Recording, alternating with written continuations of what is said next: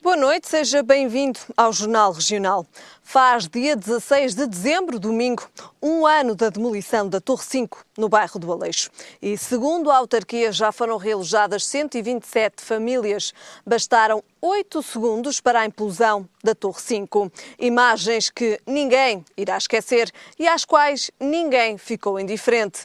Numa decisão da autarquia que dividiu os moradores. No bairro em que chegaram a morar 1.300 pessoas, restam agora cerca de 600. No âmbito do projeto desenhado pela Câmara, cerca de 40 famílias não tiveram direito a realojamento por se considerar não cumprir os requisitos de atribuição de habitação municipal, adiantou o Gabinete de Comunicação da autarquia.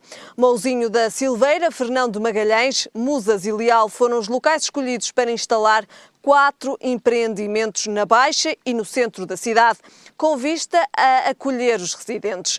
Construído há 38 anos, o bairro do Aleixo esteve sempre associado ao tráfico e consumo de droga. E imagens como estas parece que vão repetir-se, segundo a intenção da autarquia, já em 2013.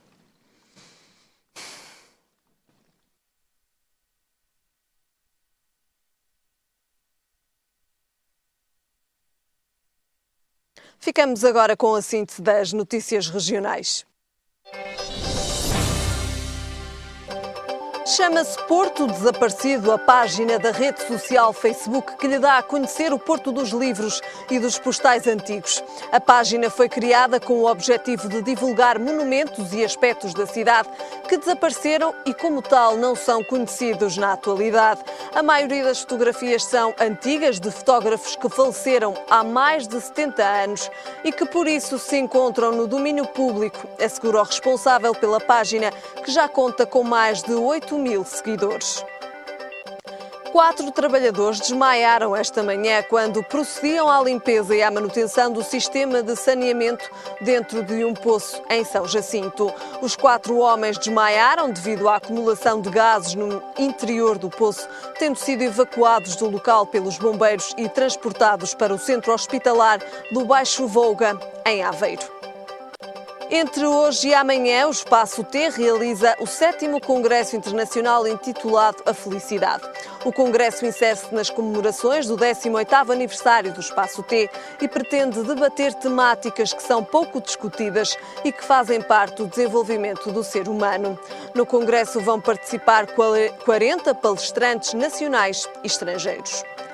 A região norte está sob o aviso laranja do Instituto de Meteorologia entre as 3 da manhã de sexta-feira até às 18 horas do mesmo dia. As previsões são de chuva forte e rajadas de vento que poderão atingir os 110 km por hora.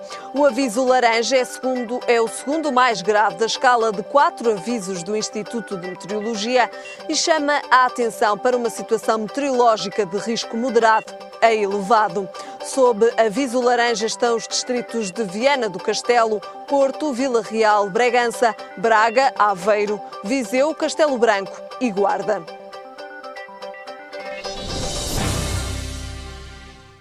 Os portugueses estão mais contidos nesta quadra natalícia. Um estudo da Deloitte aponta para uma redução de 3,5% nos gastos com prendas e produtos alimentares deste Natal em relação ao ano passado. Nas ruas, os portugueses confirmam um cenário de poupança generalizada. No balanço de 2012, certamente estará o aumento da carga fiscal para os contribuintes, os cortes nos subsídios e agora, no fim do ano, a contenção que as famílias portuguesas mostram perante a época de festas. De olhos postos em 2013, os gastos diminuem no mês em que outrora o comércio ganhava o ano. Longe vão esses tempos e assim mostram os estudos. Segundo a Deloitte, os gastos com as prendas de Natal e com a passagem de ano vão cair 13,5%. Contas feitas, por lar, os portugueses vão gastar 464 euros, contra os 530 do ano passado.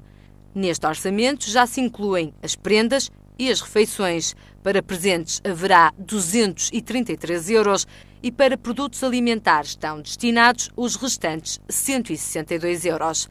Mas as contas definitivas só poderão ser feitas no próximo ano. Para já, nas ruas, confirma-se a tendência para gastar menos que em 2011 ou até nada. Os motivos são variados, desde o desemprego, pensões baixas e o medo do próximo ano. Eu em prendas não vou gastar nada, porque não podemos. As reformas são pequeninas. Meu marido, olha, faz hoje 87 anos. Eu tenho 84. Não dá. É o mínimo dos mínimos, que não se pode.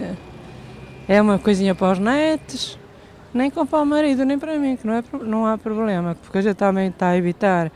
É umas coisinhas para o neto e para a nora, que eu onde vou passar, se Deus quiser, o Natal. E não há para mais nada, porque não se pode. Menos que o ano passado, então? Oi, menos, mas quanto menos? Não há subsídio, não há nada. Meu marido também da função pública não teve aumento. Estão a tirar ainda. Nada. E então porquê? Porque não tenho dinheiro, porque o governo tirou-me.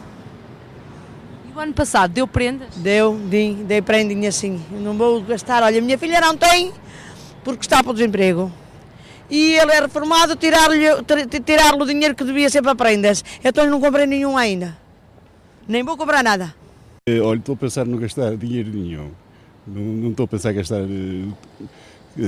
É subjetivo, mas dadas as dificuldades que se avizinham, ou que já estamos a ter, é praticamente impossível fazer compras.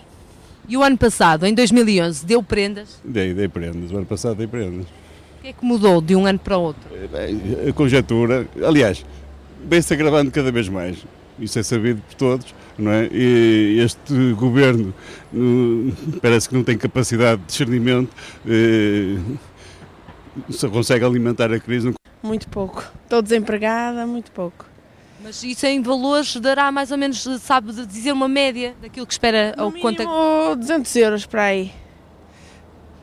E o ano passado gastou mais? Talvez mais um bocadinho. O que é que mudou de 2011 para 2012? Mudou que a vida está muito mais cara, não é? Além do desemprego que eu estou, não é? Tenho a minha filha a estudar e é muito complicado. Olha, o que gastei já está aqui. Não tenho mais dinheiro para gastar. 17 euros. E é para quem? É para mim. Então não vai dar prendas a mais ninguém? Eu já dei uma prendinha à minha neta que, pronto, coitadinha, ela precisa. Dei-lhe umas botinhas. E não está a pensar gastar mais nada? Não, porque não posso. As minhas reformas são 323 cêntimos e agora com o subsídio e a renda da casa é muito cara, estou sozinha. Fez diferença do Natal do ano passado para este ano? Faz diferença? Ai, faz diferença, faz menina, faz muita. Gastou mais dinheiro o ano passado? Ai, gastei. No ano passado havia mais um bocadinho e este ano tem que se poupar, porque diz que o mês de fevereiro que vem aí muito mal e eu tenho medo. Pouca coisa. Normalmente nós gastamos sempre pouco, só mesmo para os miúdos, à volta de 50, 60 euros no máximo. Mas está a gastar menos que o ano passado ou mantém-se? Mais ou menos a mesma coisa. Não dá para alargar mais o orçamento para prendas? Exatamente. Então porquê? Isto está a ficar um bocadinho muito complicado, os rendimentos cada vez são menos e temos que começar a poupar. Nada. É que nada mesmo. E então porquê? Porque não há dinheiro. Olha, neste momento tenho um negócio que não dá nada. Não tenho direito à reforma, já tenho 63. Os meus sobrinhos estão todos criados e a trabalhar. Portanto, não me preocupam. O pouco que tenho é para gastar comigo. O ano passado deu prendas? Não, já há 3 anos que eu acho que não dou prendas. E não sei, não faço a mínima ideia. Sei lá, 100 euros, 200 euros talvez, mas não tenho ainda esse orçamento feito. Mas menos que o ano passado? Menos que o ano passado. Então porquê? O que é que mudou de 2011 para 2012? Mudou tanta coisa, como sabe, mudou todo o nosso enquadramento e, portanto, nós temos que pensar mais no futuro e temos que poupar mais no presente. Nem a quadra deste Natal faz, ao que parece, abrir os cordões das bolsas dos portugueses a pensar no futuro, poupam no presente que é hoje e que é também de Natal. Mesmo com a crise, existem tradições que permanecem no Natal e fazem parte da habitual ceia de 24 para 25. Bacalhau, azeite e frutos secos existem para todos os gostos e é, por que não, para todas as carteiras. O orçamento de 2012 penaliza as prendas de Natal, mas não a mesa. O bacalhau regado com azeite é presença obrigatória na ceia desta quadra e a oferta é mais do que variada. Nos espaços gourmet encontram-se produtos para os paladares mais exigentes e para as carteiras mais recheadas. Este espaço tem exatamente tudo que as outras superfícies não têm, é isso mesmo. Tudo que está aqui no espaço gourmet do El Corte Inglês, no Clube del Gourmet, são produtos exclusivos, ou quase todos são exclusivos, com exceção dos vinhos, que se podem encontrar em algumas garrafeiras. Falamos de cerca de 70% a 80% dos produtos que estão aqui dentro são exclusivos e só podem ser encontrados em Portugal, no El Corte Inglês. Portanto. E nesta secção, o que não pode faltar, o que é afinal obrigatório levar daqui. Não podem faltar aqueles produtos que os portugueses estão habituados a consumir, como o bacalhau e o azeite, por exemplo. Nós temos aqui, enfim, um conjunto largo do que pode ser considerado, se quisermos, passo o simplicismo, o topo de gama do bacalhau, que é o bacalhau amarelo curado, e os azeites também muito especiais que temos aqui, algumas dezenas de azeites muito específicos para os gostos de cada um. O panettone, que é um produto muito específico, no fundo é o equivalente ao bolo rei, mas italiano, que só pode ser encontrado no El Corte Inglês e que tem uma procura muito grande por parte das pessoas do Porto. E depois os frutos secos, os queijos, os chocolates, o vinho do Porto não pode faltar também, ou o espumante, ou o champanhe, enfim, todos os produtos que os portugueses gostam e que nós temos aqui uma oferta que realmente é diferente do restante do mercado. Mesmo com a austeridade e crise no cotidiano dos consumidores, as vendas nesta superfície têm superado as expectativas para este ano, mas com diferenças em relação a anos anteriores. O comportamento do consumidor mudou, o comportamento não está igual e, portanto, nós esperávamos realmente que neste momento tão difícil da nossa economia tivéssemos um cliente com um comportamento mais racional, mais cauteloso, mais preventivo, mais defensivo e de facto isso nota-se. O cliente procura comparar mais preços, procura ser mais racional na hora de comprar, mas realmente em termos de volume de compra e de procura, felizmente não temos sentido fortemente essa quebra e estamos bastante satisfeitos com o desempenho, se assim se pode dizer, das vendas deste Natal. O Natal que se avizinha com menos prendas no sapatinho, mas com um fiel amigo à mesa e tudo para satisfazer os mais golosos ou os mais novos. Apesar da incerteza do que há de vir em 2013, nesta quadra cada família parece querer guardar ainda o essencial para o Natal. O Senhor da Pedra é palco há 48 anos do primeiro banho do ano, uma tradição que surgiu ao acaso. Já lá vão 48 anos e à meia-noite do dia 31 de dezembro, no Senhor da Pedra, a tradição mantém-se. E é mesmo considerado o único local do país onde o primeiro banho do ano se faz mesmo à meia-noite. Uma tradição que surgiu ao acaso pela mão de um grupo de amigos. Isto foi uma coisa que começou mais ou menos há 48 anos. Eu estava lá em cima no restaurante Cabana. Depois começamos a fazer uma cotização para fazer um jantar sempre no fim do ano, uns 20, 25 amigos. E depois houve um ano em que nós almoçamos cedo e resolvemos, e se fôssemos agora tomar um banho ao mar? E assim começou o banho do fim do ano. Os milhares de participantes juntam-se na praia e José Pereira garante que o frio que se faz sentir cá fora contrasta com a água que, assegura, é mais quente que no verão. Não, a água até está mais quente do que no verão. O impacto, a gente sente aquele impacto da água, mas o restante da água está mais ou menos mais quente do que no verão, quer dizer, a gente depois de lá até custa a sair, porque cá fora é que está frio, nem a água está quente, está uma média de 18 graus e meio. Não tem grandes rituais e apenas dá uma corrida antes de entrar para a água. Consoante a agitação do mar no momento do banho, o ritual poderá ser cumprido no lado norte ou sul da capela do Senhor da Pedra. Já houve muitas, houve uma em que estavam, logo quase nos princípios, estavam para cima de 400 pessoas, veio uma onda, apanhou-os a todos e ficaram quase tudo molhado. O único ponto negativo desta tradição é, segundo José Pereira, a falta de apoios das entidades locais. Pena, de facto, a Câmara não aproveitar esta oportunidade. Já falei também à Junta, mas a Junta disse que isto que era uma festa particular, quando não é. Quem quiser participar, já sabe, basta ir até à praia do Senhor da Pedra à meia-noite do dia 31 de dezembro, levar calções de banho e ter coragem para ir ao mar.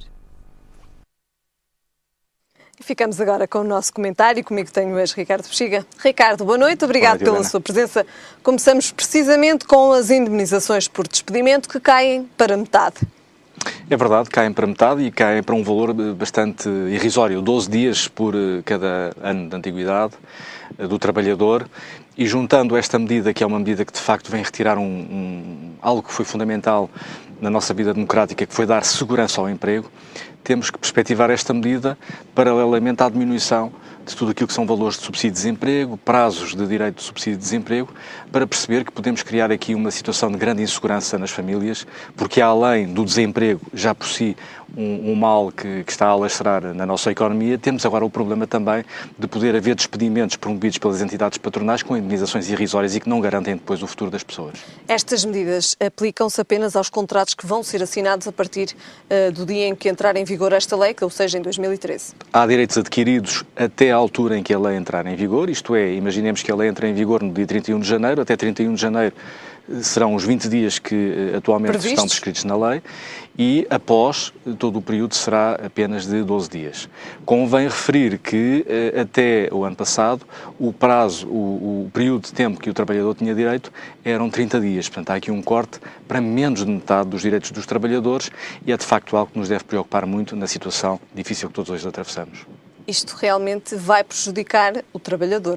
Não é só a questão do prejudicar o trabalhador, que prejudica evidentemente. Há sobretudo aqui algo que é estranho, que é um conjunto de medidas que, em vez de serem planeadas e apresentadas no seu todo, são apenas publicitadas a conta-gotas, de forma a não se perceber bem o que é que estamos aqui a construir do ponto de vista de desmontagens do Estado Social e sobretudo dos direitos sociais e sobretudo de um direito tão fundamental como o direito ao trabalho. Se nós juntarmos estas medidas todas, o que nós verificamos hoje é que o trabalhador é mais uma vez colocado numa situação de grande instabilidade, o que é muito preocupante do ponto de vista daquilo que são elementos fundamentais de um Estado democrático e de um Estado democrático que protege fundamentalmente os mais frágeis, como é o caso dos trabalhadores. A redução, segundo o Governo, já estava prevista no memorando da Troika e pretende que o valor esteja ao nível da média europeia. Eu confesso que estive a rever o memorando da Troika e não encontro estes números. O que diz o memorando da Troika é que tem que haver uma alteração do ponto de vista da flexibilidade da legislação laboral, designadamente do ponto de vista dos despedimentos. Agora, estes valores não estão lá, assim como não estão no memorando um conjunto de outras medidas que já foram assumidas por este Governo, evocando o compromisso do memorando.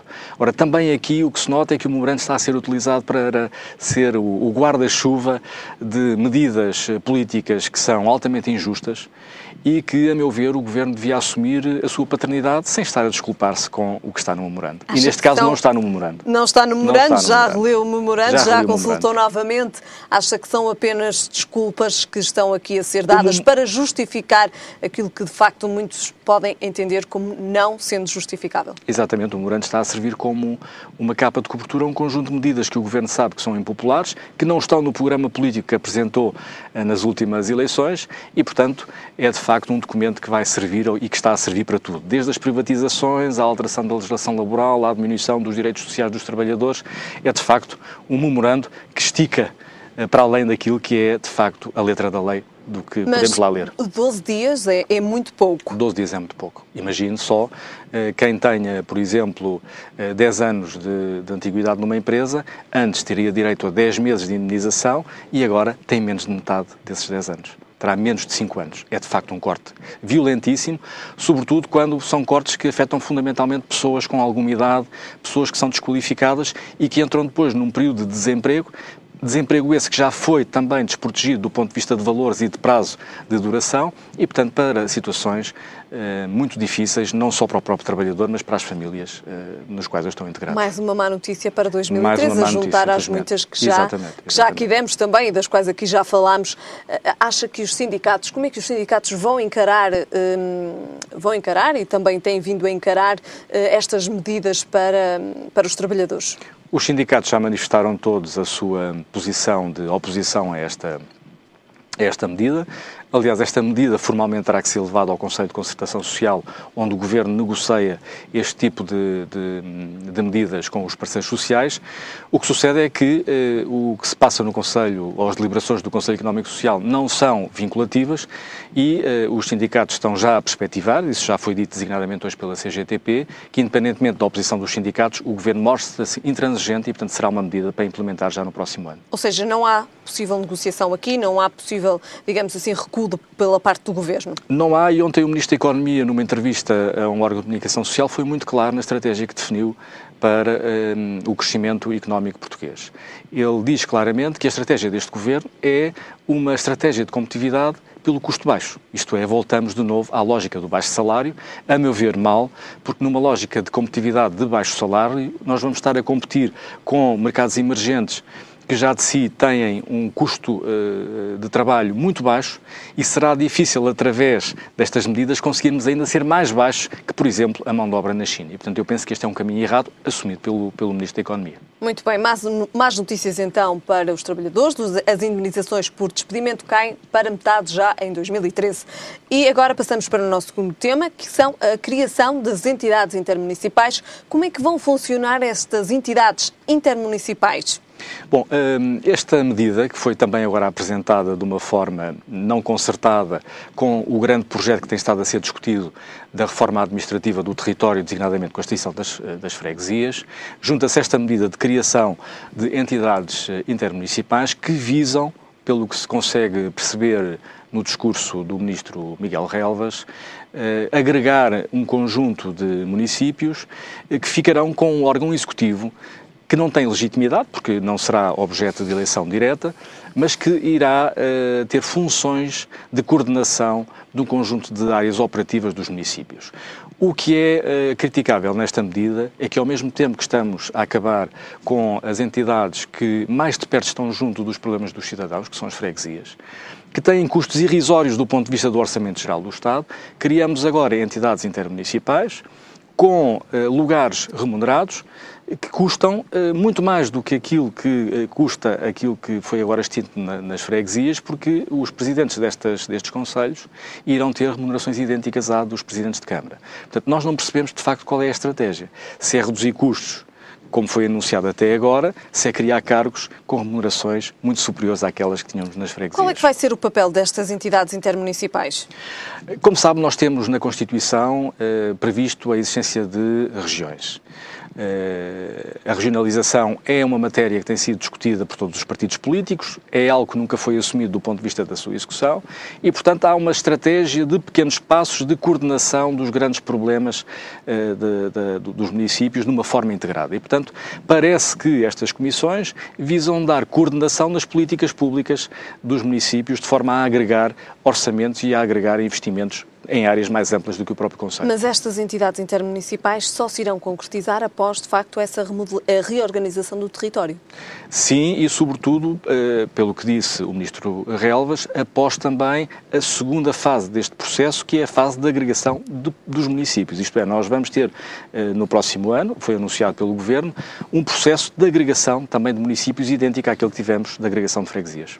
Ou seja, aqui levanta-se também outra questão, é o facto de as eleições serem em 2013 e haver ou não tempo para se conseguir reorganizar este novo mapa das freguesias. É verdade, nós vamos ter eleições autárquicas em outubro de 2013 e não se compreende como é que este processo vai estar concluído até essa altura. E mais do que isso, há a suspeita que estas agregações estão a ser utilizadas para reorientar equilíbrios partidários, seja nas freguesias, seja nos municípios, de forma a mudar aquele que é o atual equilíbrio partidário nas freguesias e nos municípios que são abrangidos por esta reforma. Isto é, eu posso juntar municípios onde há o partido A e o partido B, de forma a que seja o partido A o prevalecente no quadro do número de habitantes desses dois municípios. E, portanto, temos que estar atentos, porque era o que faltava, se coberto de uma alteração de natureza administrativa, tivéssemos, de facto, a fazer uma alteração de natureza política.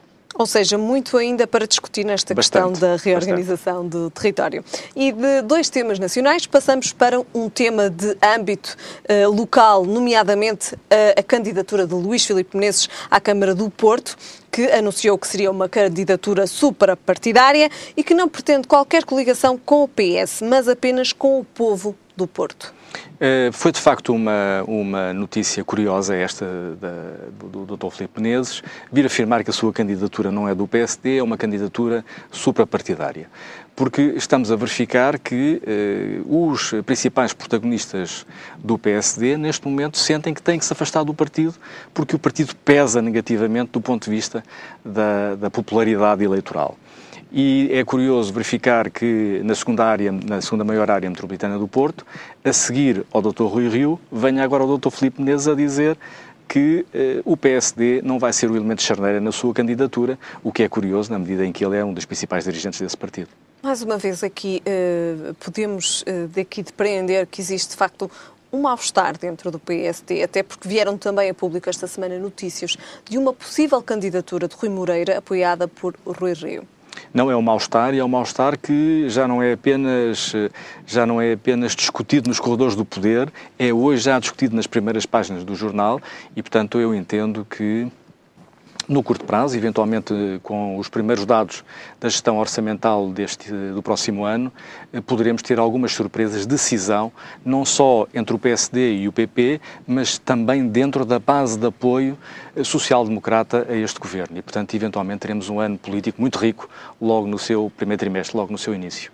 E aqui com a possibilidade de candidatura de Rui Moreira, como é que fica a Câmara do Porto e as eleições autárquicas e os candidatos? Vamos ver a entrada do Dr. Rui Moreira na candidatura. A confirmar-se, não é? A confirmar-se. Ele ainda não confirmou. Aliás, referiu hoje que esperava por fevereiro do próximo ano para tomar uma decisão, mas a candidatura do Dr. Rui Moreira vai, de facto, mudar muito os equilíbrios que hoje estão presentes no panorama eleitoral, porque será claramente um elemento que vem dividir uma parte substancial do apoio com que o Dr. Menezes conta para estas eleições e, sobretudo, porque o que se discute hoje também é a hipótese de um conjunto de apoiantes próximos do atual Presidente Rui Rio virem apoiar a candidatura do Dr. Rui Moreira. Portanto, iremos ter grandes notícias no próximo ano do ponto de vista da política autárquica aqui na área metropolitana do Porto. Luís Filipe Menezes também desvalorizou a falta de apoio do CDS Porto, porque diz não pediu apoio a rigorosamente ninguém. É naturalmente uma declaração que ele tinha que fazer. Agora, o que é certo é que nós sabemos que isso não é verdade. O Porto esteve nos últimos anos com uma maioria PSD-PP que foi fundamental para as vitórias eleitorais autárquicas do Dr. Rui Rio e não tenho dúvidas nenhumas que essa cisão vai afetar grandemente aquilo que é a projeção política que o Dr. Menezes pretende para a sua candidatura. Ou seja, 2013 certamente será muito rico então em novos candidatos e possíveis apoios, nomeadamente no que diz respeito à Câmara do Porto e também nomeadamente ao PSD. Sem dúvida. Dr. Ricardo, até para a semana. Muito obrigado. Até para a semana. Quanto a nós, ficamos agora com o tempo para amanhã. E em todo o país é esperada chuva. Quanto a temperaturas, o Porto espera uma máxima de 16 graus e uma mínima de 14. Em Lisboa a máxima será de 18 graus e a mínima de 15. E em Faro a máxima também chegará aos 18 graus e a mínima aos 13. É tudo por hoje. Já sabe, a informação está de regresso amanhã. Até lá, fique bem.